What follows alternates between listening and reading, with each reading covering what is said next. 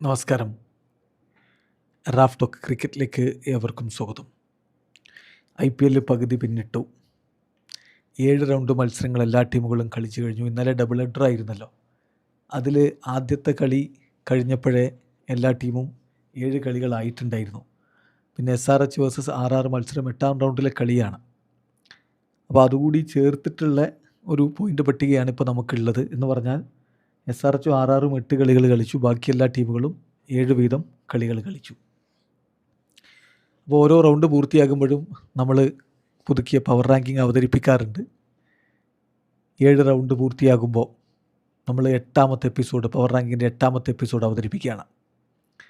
Power ranking കൃത്യമായിട്ട് follow ചെയ്യുന്ന സുഹൃത്തുക്കൾക്കറിയാം, ഇത് ഓരോ ടീമിൻ്റെയും നിലവിലെ പ്രകടനവും അവരുടെ താരങ്ങളുടെ അവൈലബിലിറ്റിയും ഇനിയുള്ള കളികളും ഒക്കെ വെച്ചുകൊണ്ട് സമഗ്രമായി അപഗ്രഥിച്ച് അവതരിപ്പിക്കുന്ന റാങ്കിങ് ആണ്. നിലവിൽ ഏറ്റവും കൂടുതൽ കിരീട സാധ്യത ആർക്ക് എന്നുള്ളതാണ് നമ്മൾ ഇതിലൂടെ അനലൈസ് ചെയ്യാൻ വേണ്ടി ശ്രമിക്കുന്നത്. അപ്പോൾ പോയിൻ്റ് പട്ടികയല്ല പവർ റാങ്കിങ്. അതേസമയം കളി പകുതി ആയതുകൊണ്ട് തന്നെ പല ടീമുകളുടെയും ഒരു പെർഫോമൻസ് എന്താണ്, സ്ഥിരത എന്താണെന്നുള്ളതൊക്കെ വ്യക്തമായ സ്ഥിതിക്ക് പല സ്ഥാനങ്ങളും പോയിൻ്റ് പട്ടികയ്ക്ക് സാമ്യത ഉണ്ടാവാനുള്ള സാധ്യതയുമുണ്ട്. ഏതായാലും നമ്മൾ പവർ റാങ്കിങ്ങിലേക്ക് കടക്കുന്നതിന് മുമ്പ് പോയിൻ്റ് പട്ടിക നോക്കുകയാണ്. അപരാജിത കുതിപ്പ് നടത്തുന്ന ഒരേ ഒരു ടീമേ IPLുള്ളൂ. അത് PBKS ആണ്.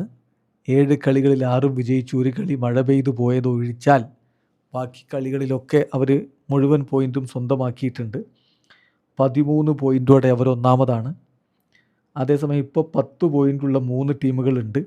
അതിൽ SRHും RRും 8 വീതം കളികൾ കളിച്ചിട്ടാണ് 10 പോയിൻ്റ്. അതേസമയം RCB 7 കളി 10 പോയിൻ്റ് പ്ലസ് 1.101 നെറ്റ് റൺ റേറ്റിൽ RCB 2ാം സ്ഥാനത്ത് നിൽക്കുകയാണ്. മൂന്നാമതാണ് SRH 8 കളി 10 point plus 0.815 net run rate. 4ാമതാണ് രാജസ്ഥാൻ റോയൽസ് 8 കളി 10 point plus 0.602 net run rate. ഇതാണ് ടോപ്പ് 4.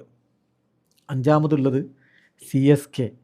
കഴിഞ്ഞ കളിക്ക് മുമ്പ് വളരെ താഴെ കിടന്ന ടീമാണ്. പക്ഷേ മുംബൈ ഇന്ത്യൻസിനെ തകർത്ത് തരിപ്പണമാക്കിക്കൊണ്ട് പോയിൻ്റ് പട്ടിക അതുപോലെ നെറ്റ് റൺ റേറ്റ് ഒക്കെ അവർ മികച്ച രൂപത്തിലേക്ക് മാറ്റി. അവർ 6 പോയിൻറ്റോടെ 5ാം സ്ഥാനത്ത്. DCക്കും 7 കളി 6 പോയിൻ്റ് -0.184 നെറ്റ് റൺ റേറ്റോടെ അവർ 6ാം സ്ഥാനത്ത്. GTക്കും 7 കളി 6 പോയിൻ്റ് ഉണ്ട് -0.79 നെറ്റ് റൺ റേറ്റിൽ അവർ 7ാം സ്ഥാനത്ത്. MIക്കും LSGക്കും 4 വീതം പോയിൻറ്റുകളാണ്. നെറ്റ് റൺ റേറ്റിൻ്റെ അടിസ്ഥാനത്തിൽ MI 8ാമതും LSG 9ാമതും നിൽക്കുന്നു. KKR 3 പോയിൻറ്റോടെ 10ാം സ്ഥാനത്ത്. ഇതാണ് നിലവിലെ പോയിൻ്റ് പട്ടിക. ഇനി പവർ റാങ്കിങ്ങിലേക്ക് കടക്കുമ്പോൾ നിങ്ങൾക്ക് പലർക്കും വ്യത്യസ്ത അഭിപ്രായങ്ങളുണ്ടാകും. ചില നിങ്ങൾ പ്രതീക്ഷിക്കാത്ത സ്ഥാനമാറ്റങ്ങൾ ഈ പവർ റാങ്കിങ്ങിൽ സംഭവിച്ചിട്ടുമുണ്ട്. അപ്പോൾ നിങ്ങളുടെ അഭിപ്രായങ്ങൾ മാന്യമായി നമ്മുടെ കമൻറ്റ് ബോക്സ് രേഖപ്പെടുത്തുക. ആരോഗ്യകരമായ മാന്യമായ ക്രിക്കറ്റ് ചർച്ചകളുമായിട്ട് വേണം നമുക്ക് മുന്നോട്ട് പോകാൻ. പവർ റാങ്കിങ്ങിൽ 10ാമതാരാണ്? സംശയിക്കേണ്ട, അത് KKR തന്നെയാണ്. ശരിയാണ്, KKR കഴിഞ്ഞ മത്സരം ജയിച്ചു. അവർ ഒടുവിലൊരു കളി ജയിച്ചല്ലോ എന്ന ആശ്വാസമാണ് ആരാധകർക്ക്.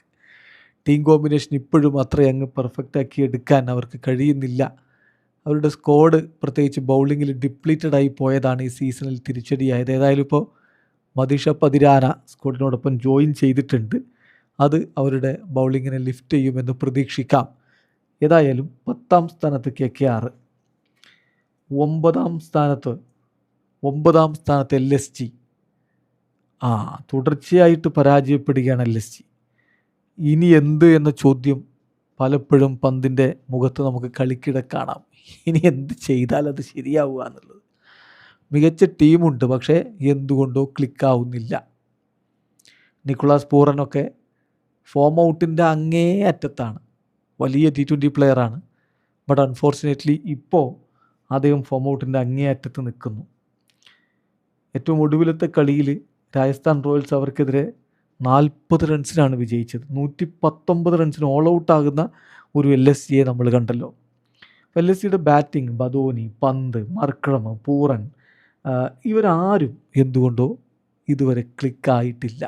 പന്ത് ഒരു കളി 10-40 അടിച്ചല്ലോ എന്നൊക്കെ പറയാം, പക്ഷേ ആയിട്ടില്ലെന്നേ. ഇതല്ല വേണ്ടത്. കോടിക്കിലുക്കത്തിൽ അങ്ങോട്ടേക്ക് പോയ ആളല്ലേ. അതിനുള്ള കളി വരുന്നുണ്ടോ? ഇല്ല എന്നതാണ് യാഥാർത്ഥ്യം. അപ്പോൾ LSG ആണ് 9ാം സ്ഥാനത്ത് നിൽക്കുന്നത്. പവർ റാങ്കിങ്ങിൽ 8ാം സ്ഥാനത്ത് GT. കഴിഞ്ഞ പവർ റാങ്കിങ്ങിൽ 7ാമത് നിന്ന ടീമാണ്. ഈ പവർ റാങ്കിങ്ങിൽ 8ാം സ്ഥാനത്താണ് GT ഉള്ളത്. GT തുടരെ 2 പരാജയങ്ങൾ. ഇന്നിപ്പോൾ അവർ CSKക്കെതിരെ ആദ്യ കളി കളിക്കുന്നുണ്ട്. റിസൾട്ട് എന്താവുമെന്ന് കാത്തിരുന്ന് കാണാം. MIക്കെതിരെ വമ്പൻ തോൽവിയായിരുന്നു. 99 റൺസിൻ്റെ തോൽവിയായിരുന്നു. പിന്നാലെ RCBക്കെതിരെ 5 വിക്കറ്റിൻ്റെ തോൽവി. എവിടെയോ പിഴക്കുന്നു എന്നുള്ളതാണ് യാഥാർത്ഥ്യം.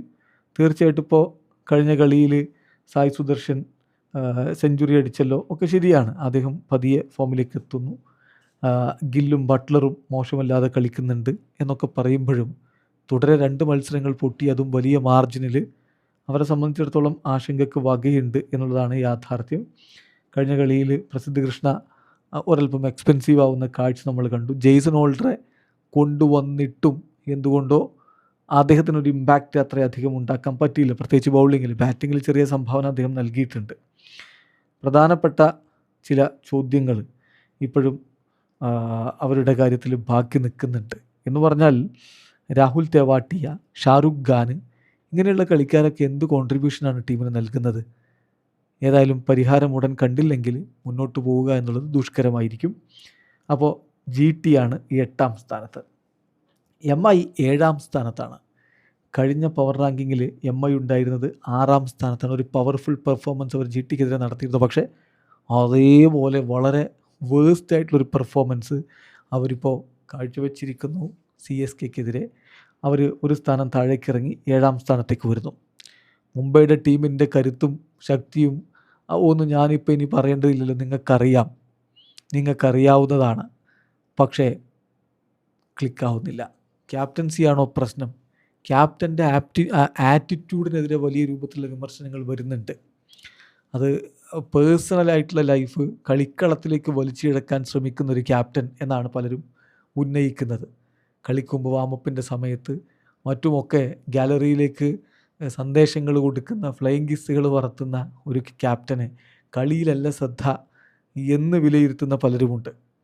അതോടൊപ്പം തന്നെ ടീമിനെ സംബന്ധിച്ചിടത്തോളം സൂര്യകുമാർ യാദവിൻ്റെ ഫോമിലൊക്കെ സംശയം. അപ്പോൾ കഴിഞ്ഞ കളി അദ്ദേഹം 10-30 റൺസ് അടിച്ചു, എന്നാൽ പോലും മൊത്തത്തിൽ അദ്ദേഹത്തിൽ നിന്ന് ഒരു മികച്ച പ്രകടനം വന്നിട്ടില്ല. തിലകിൻ്റെ സെഞ്ചുറി നമ്മളൊരു കളിയിൽ കണ്ടെങ്കിലും അദ്ദേഹവും ആ മികവിൻ്റെ പാരമ്യതയിലേക്കൊന്നും പോയിട്ടില്ല.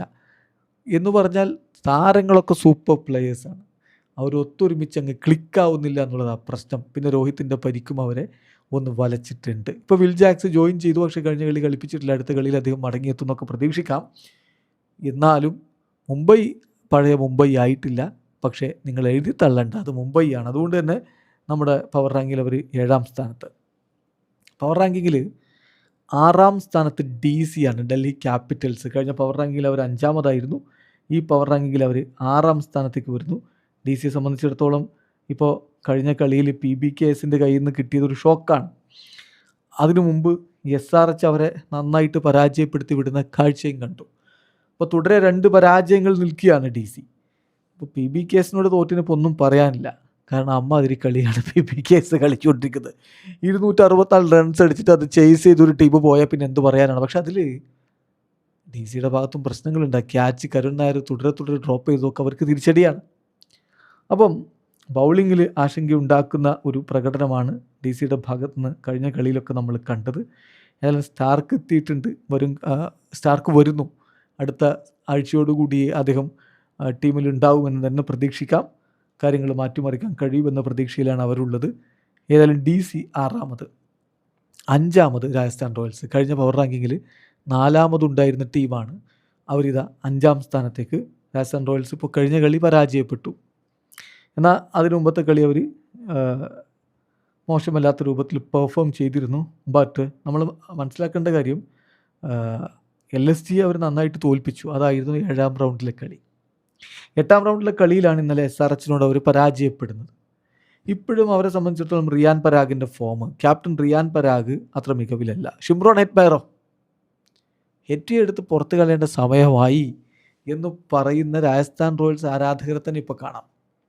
ഇപ്പോൾ ബാറ്റിങ്ങിൽ പ്രശ്നങ്ങളുണ്ട്. ഇപ്പോൾ സൂര്യവംശിയാണ് പലപ്പോഴും ഈ പ്രശ്നങ്ങളെ അത്രയധികം അങ്ങ് പുറത്തേക്ക് വരാതെ ഇങ്ങനെ പൊതിഞ്ഞു പിടിക്കുന്നതെന്ന് പറയാം. നമ്മൾ രാജസ്ഥാൻ്റെ കളി കാണുമ്പോൾ സൂര്യവംശിയുടെ കളിയാണ് കാണുന്നത്.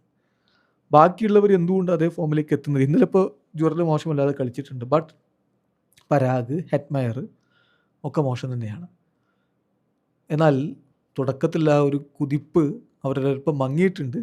എങ്കിലും അവർക്ക് തിരിച്ചു വരാനുള്ള എല്ലാ സാധ്യതകളും സാഹചര്യങ്ങളും ഉണ്ട്. So Rajasthan Royals at number 5, CSK at number 4. ഇത് പലർക്കും അത്ര ദഹിക്കില്ല. അതാ ഞാൻ പറഞ്ഞത്, നിങ്ങൾ പ്രതീക്ഷിക്കാത്ത ചില സ്ഥാനമാറ്റങ്ങളൊക്കെ നമ്മുടെ പവർ റാങ്കിങ്ങിൽ ഉണ്ടെന്ന്. കഴിഞ്ഞ 2 പവർ റാങ്കിങ്ങിലും, അതായത് 5ാം റൗണ്ടിന് ശേഷവും 6ാം റൗണ്ടിന് ശേഷവും നമ്മളിട്ട പവർ റാങ്കിങ്ങിൽ 8ാമതുണ്ടായിരുന്ന CSK എങ്ങനെയാണ് ഒറ്റയടിക്ക് 4ാം സ്ഥാനത്ത് എത്തുക എന്നൊക്കെ ചോദിക്കാൻ ആളുണ്ടാവും. 9ാം സ്ഥാനത്ത് CSKക്ക് പോയിൻ്റ് പട്ടികയിൽ 5ാം സ്ഥാനത്തേക്ക് കുതിക്കാമെങ്കിലേ ആ കുതിപ്പ് ചില്ലറ കുതിപ്പല്ലടോ, അത് പരിഗണിച്ചേ പറ്റുകയുള്ളടോ. അതുകൊണ്ട് തന്നെയാണടോ അവർ 4ാം സ്ഥാനത്തേക്ക് എത്തിയിട്ടുള്ളത്. ചേട്ടൻ ഫോമായാൽ CSKക്കുണ്ട്, സാധ്യതയുണ്ട്, അത് മനസ്സിലാക്കിക്കോ. എത്രയൊക്കെ പരിക്കുകൾ അവർക്ക് പറ്റി. ഖലീൽ അഹമ്മദ് പരിക്കേറ്റ് പുറത്ത്, അവരുടെ ബൗളിങ്ങിൻ്റെ കുന്തമനയായിരുന്നല്ലോ. ആയുഷ് മേത്രെ ബാറ്റിങ്ങിൻ്റെ ശക്തി ദുർഗമായിരുന്നല്ലോ, പയ്യനും പുറത്തായി. എന്നിട്ടും അവർ പിടിച്ചു നിൽക്കുന്നു. ബൗളിങ്ങിലെ പ്രശ്നങ്ങൾ അവർ കളക്റ്റീവ് എഫേർട്ട് കൊണ്ട് മറികടക്കുന്നു. ബാറ്റിങ്ങിൽ ഇനിയും പ്രശ്നങ്ങളുണ്ട്. ഋതുവിൻ്റെ ഫോം, ദ്യൂബയുടെ ഫോമൊക്കെ ചോദ്യചിഹ്നങ്ങളാണ്. പക്ഷെ ചേട്ടൻ മിന്നിയാൽ ഇനിയും അവർക്ക് സാധ്യതയുണ്ട്. മൊത്തം ചേട്ടൻ്റെ തലയിൽ കൊണ്ടുപോയിട്ടിട്ട് ജയിക്കാനാണോ താൻ വിചാരിക്കുന്നത് ചോദിക്കാൻ ആളുണ്ടാവും. പക്ഷെ ചേട്ടൻ്റെ ഇപ്പോഴത്തെ ഫോം അത്തരത്തിലുള്ളതാണ്. ചേട്ടനെ സഹായിക്കാൻ 1 or 2 പേരൊന്നും ഒരു ഇന്നിങ്സ് കളിച്ചാൽ മതി, കളി മാറുമെന്ന് തന്നെ ഞാനിപ്പോഴും പ്രതീക്ഷിക്കുന്നു. ബൗളിങ്ങിൽ അവരെന്തായാലും നല്ലൊരു കോമ്പിനേഷൻ കണ്ടെത്തിയിട്ടുണ്ട്.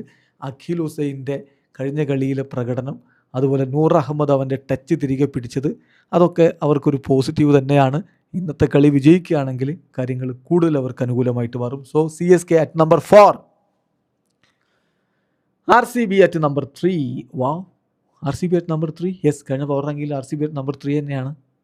SRH RCBക്ക് മുകളിൽ പോയി. താൻ എങ്ങനെയാണോ ഈ SRHനെ RCBക്ക് മുകളിലിട്ടെന്ന് കഴിഞ്ഞ പവർ റാങ്കിന് സമയം ചോദിക്കാനുണ്ടായിരുന്നു. ഇപ്പോൾ ആ ചോദ്യം മാറിയിട്ടുണ്ടാവും. തുടർച്ചയായ 4 കളികൾ അവർ ജയിച്ചുകൊണ്ട്. അവിടെ നിൽക്കട്ടെ, അതിന് മുമ്പ് RCBയുടെ കാര്യം പറയാം. RCB തീർച്ചയായിട്ടും ഇത്തവണ നല്ല കിരീട സാധ്യതയുള്ള ടീം തന്നെയാണ്. ഡിഫെൻഡിങ് ചാമ്പ്യൻസ് അവരുടെ മികവ് കാണിക്കുന്നുണ്ട്. കിങ് കോഹ്ലിയുടെ ഫോമൊക്കെ നോക്കണം. അപ്പോൾ കഴിഞ്ഞ കളി അവർ 5 വിക്കറ്റിന് ജയിച്ചു. അതിന് മുമ്പത്തെ കളി അവർ 6 വിക്കറ്റിന് തോറ്റിരുന്നു എന്നുള്ളത് ശരിയാണ്. അപ്പോൾ അതുകൂടി നമ്മൾ നോക്കണം. എന്നാലും ടീം കിടലൻ തന്നെയാണ്. ജേക്കബ് ബത്തലിനെ അവർ ഫിൽസാൾട്ടിന് പകരം കഴിഞ്ഞ കളി പരീക്ഷിച്ചു. പക്ഷേ അദ്ദേഹത്തിന് മികവ് കാണിക്കാൻ പറ്റിയിട്ടില്ല. ബട്ട് ദേവദത്ത് പടിക്കൽ സീസണിൽ ഇപ്പോൾ 1-ലധികം തവണയായി ഈ വക മിന്നും പ്രകടനം നടത്തുന്നു. വിരാട് കോഹ്ലി മികച്ച ഫോമിൽ. ചെറിയ ആശങ്കയുള്ള ജിതേഷ് ശർമ്മയുടെ ഫോമിലാണ്. ടിം ഡേവിഡ് കൃത്യമായിട്ട് ഫിനിഷ് ചെയ്യാനുണ്ട്. അപ്പോൾ എല്ലാം നോക്കുമ്പോൾ മികച്ച രൂപത്തിൽ തന്നെയാണ്. So RCB at number 3. SRH number 2. കഴിഞ്ഞ പവർ റാങ്കിൽ നമ്പർ 2 അന്ന് അത് ചോദിച്ച് കുറേ ആൾ വന്നിരുന്നു. അപ്പോൾ കണ്ടല്ലോ, SRH ബാറ്റ് കമൻസ് കൂടി വന്നതോടുകൂടി ബൗളിങ്ങിലെ പ്രശ്നങ്ങൾ കൂടി പരിഹരിക്കുകയാണ്. പ്രഫുൽ ഇഞ്ചയും സാക്കിബ് ഹുസൈനും അവർക്കൊരു വലിയ അഡീഷനായിരുന്നു. ശരിയാണ്, കഴിഞ്ഞ കളിയിൽ സാക്കിബ് ഹുസൈൻ അടി കിട്ടി. പക്ഷേ അതിൻ്റെ മുമ്പത്തെ കളികളിലോ 72 പന്തുകൾ എറിഞ്ഞിരുന്നു. അതിന് മുമ്പ് ഒറ്റ സിക്സറും പോയിട്ടുണ്ടായിരുന്നില്ല. അവൻ്റെ സ്ലോ ബോളുകൾ വലിയ രൂപത്തിൽ എഫക്റ്റീവായിരുന്നു. ഇന്നലെ രാജസ്ഥാനിൽ അത് എഫക്റ്റീവായിട്ടില്ല. ചില ദിവസങ്ങളിൽ ഓഫ് ഡേ ഉണ്ടാവുമല്ലോ. പാറ്റ് കമിൻസ് പിന്നെ ആസ് യൂഷ്വൽ കിടിലൻ പ്രകടനം തന്നെ നടത്തി. ബാറ്റിങ്ങിൽ ഇപ്പോൾ അവർ അൾട്രാ അഗ്രസീവ് മോഡിലാണ്. കഴിഞ്ഞ കളിയിലും കണ്ടല്ലോ, അഭിഷേക് ശർമ്മയും ഇഷാൻ കിഷനും Nitish Kumar Reddy all-round performance. Almost അവർ വിജയിക്കുന്ന കളികളിലൊക്കെ നമ്മളത് കാണുന്നുണ്ട്. ഹെൻറി ക്ലാസിൻ്റെ കൺസിസ്റ്റൻസി. സോ ടീം ക്ലിക്കായിട്ടുണ്ട്. അതുകൊണ്ട് തന്നെയാണ് കഴിഞ്ഞ പവർ റാങ്കിൽ നമ്മൾ 2 ഇട്ടത്. ഇപ്പോൾ അത് പലർക്കും വലിയൊരു എതിർപ്പൊന്നും ഉണ്ടാവില്ല ഇപ്പോൾ 2 കൊടുക്കുന്നതിൽ. SRH set number 2. Then PBKS number 1. 1ാമത്തെ എപ്പിസോഡ് മുതൽ ഇപ്പോഴും ഞാൻ ഓർക്കുന്നു, 1ാമത്തെ എപ്പിസോഡിൽ PBKSനെ 1ാം സ്ഥാനത്തിട്ടപ്പോൾ അതിനെ ചോദ്യം ചെയ്തവരുണ്ട്. ചോദ്യം ചെയ്യാൻ നല്ല രൂപത്തിൽ സംശയമില്ല. എൻ്റെ അഭിപ്രായം ആവില്ലല്ലോ നിങ്ങളുടേത്. പക്ഷെ അത് വെറുതെ കൊടുത്ത 1ാം സ്ഥാനമായിരുന്നില്ല. അന്ന് നമ്മളൊരു വാക്ക് പറഞ്ഞു, ഈ IPLലെ most perfect, most balanced team PBKS ആണെന്ന്. അതവർ ഒന്നിന് പുറകെ ഒന്നായിട്ട് ഓരോരോ കളികളിലായിട്ട് വീണ്ടും വീണ്ടും വീണ്ടും തെളിയിക്കുന്ന കാഴ്ച. ഇപ്പോൾ ഇന്നലെ കണ്ടില്ലടോ, 264 റൺസാണ് അവർ ചേസ് ചെയ്ത് പോയത്. IPLൽ ഈ Virat Kohli chase master, IPL എന്നല്ല ക്രിക്കറ്റിൽ മൊത്തം. എന്നാൽ വിരാട് കോഹ്ലി കഴിഞ്ഞാൽ ഇനി ഒരാൾക്ക് ചേസ് മാസ്റ്റർ എന്ന പേര് വിളിക്കാമെങ്കിൽ അത് ശ്രേയസ് അയ്യർക്കാണെന്ന് ഇന്നലെ ഇർഫാൻ പത്താൻ പറയുന്നത് കണ്ടു. വെറുതെ പറയുന്നതല്ല. പ്രഭ്സിമ്രാൻ സിംഗും പ്രിയാൻ ചാരിയും ചേർന്ന് ഓപ്പണിംഗ് കൂട്ടിയിട്ടിന് ഇമ്പോസിബിൾ എന്നുള്ളൊരു ടാർഗറ്റേ ഇല്ല. കൂപ്പർ കനോലി ഇന്നലെ മങ്ങിയെങ്കിലും അദ്ദേഹം ഒന്നിലധികം കളികളിൽ മികവ് തെളിയിച്ചു കഴിഞ്ഞു. പിന്നെ ശ്രേയസ് അയ്യരാണെങ്കിലും ശശാങ്ക് ആണെങ്കിലും ഒക്കെ മിന്നും ഫോമിൽ നിൽക്കുകയാണെന്നേ. So number 1 PBKS. വളരെ പെട്ടെന്ന് ഒന്നുകൂടി പറയാം, ഏറ്റവും പുതിയ പവർ റാങ്കിങ്, കൂടുതൽ കിരീട സാധ്യത. Number 1 PBKS, 2 SRH, 3 RCB, 4 CSK, 5 Rajasthan Royals, 6 DC, 7 MI, 8 GT, 9 LSG, 10 KKR. നിങ്ങൾക്ക് വ്യത്യസ്ത അഭിപ്രായങ്ങൾ ഉണ്ടാവും, കമന്റ് ബോക്സിൽ രേഖപ്പെടുത്തി. വീഡിയോ അവസാനിക്കുന്നു. ക്രിക്കറ്റ് ലോകത്തെ കൂടുതൽ വിശേഷങ്ങളുമായി റാഫ് ടോക്സ് എത്താം.